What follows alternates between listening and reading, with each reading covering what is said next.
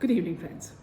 I've always wanted to start this new session, Tea with Me, to discuss certain topics that are trending and that trouble us a lot. A session where you could, voice out your feelings and we could discuss how, we can solve these issues and also talk about what are the positive, things that we can do. Now, ever since the announcement of Modi ji as the most reliable face or the biggest contender for the Nobel Peace Prize was suggested by Asli Toya, who is the deputy leader of the Norwegian Nobel Committee. It was very, nice to hear what he spoke about Modi ji. He describes him as the most trusted leader for stopping war, and that India has gone on from a developing country to become one of the primary contributors in economy in this world. He also said that the Indian voice that is now heard is a friendly voice. So in the midst of all this, we also hear, with the agitation by the Indian farmers, abuses about Modi and continues. And this is the kind of, talk that no patriotic Indian can tolerate. The way these farmers are protesting at the Punjab-Haryana border made me always think, how come these so-called farmers are so rich? They arrive in luxury vehicles like Mercedes G-Wagon, which is the signature car that the ruler of Dubai, Sheikh Mohammed bin Rashid Al Maktoum, uses, and which costs nothing less than 5 crores. Next, you watch some honest media, who reveal crates of Scotch whiskey stocked up with, all sorts of snacks in their trucks and tractors. Not to forget the elaborate kitchen setup for thousands of demonstrators. You remember last time they even had spas and they had, pedicure sessions. So do you really think it's a farmers' rally? After doing some research, I found out that this rally, my dear friends, is not for farmers. Not for farmers or by farmers, but rich import agents of lentils from Canada. Ever since the Modi government came into power, India has started producing lentils, and slowly the import of lentils has been phased out. This has affected the middlemen in Punjab and the rich Sikh farmers in Canada. For many years, we were eating imported lentils. About 2 years ago, Modi completely banned it. Now he has stopped it completely, which has made a huge impact. The agricultural bill was an excuse. The real story is something like this. In 2005, the Prime Minister then, Manmohan Singh, ended the subsidy on pulses, and after some time, the Congress government started importing pulses by making an agreement with Netherlands, Australia and Canada. Now Canada established large farms of lentil pulses, the responsibility of which was handed over to the Punjabi Sikhs living there. And soon pulses started being imported from Canada to India on a large scale. Among these big importers were some from Congress and some from Akali Dal. As soon as Modi banned these imports, the game started. Their Canadian farms started drying up. The Khalistanis started losing their jobs. That is why Justin Trudeau had supported the farmers' movement. Now try to understand the alliance of Congress with Canada, farmers' movement and Khalistanis. Now that the Khalistani Sikhs of Canada are being threatened by the Canadian government, they will be sent back to Punjab. Anyway, it is a contribution of Khalistani congressmen only. Therefore, foreign powers and Khalistani Sikhs were opposing the agricultural law the most. Remember, the countries where food does not have to be bought from outside develop the fastest.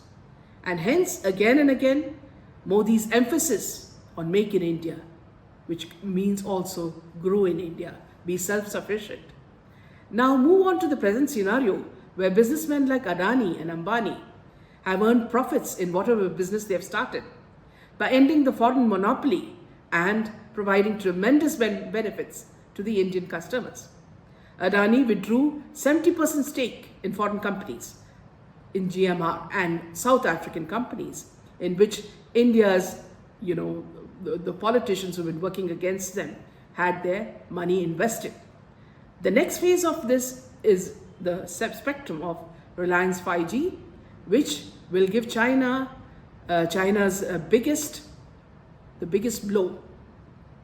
The telecom company Huawei, in which all the government leaders of the Communist Party, apart from Xi Jinping, are invested, will be uprooted not only in India but in the world. That is why Khalistani farmers were demolishing the towers of Reliance Jio. Now understand something about the towers of farmers. Just imagine how much looting took place during this period. How much was your bill when there was no Jio? There used to be so much of loot. Now every company is forced to reduce the prices. If Adani Agro is progressing, then there is opposition. Why is Adani building warehouse strategies? Have you ever been to the factory storage of Coca-Cola, Nestle, ITC, Amazon? When in our country, foreign companies like PepsiCo, Walmart, Hindustan Unilever, ITC have set up big godowns in Punjab, Haryana and Maharashtra. There was no opposition when that was done. Then why is there opposition against the Indian company which is owned by Adani only? Reliance Retail, Reliance Digital, Patanjali products are now reaching the entire country.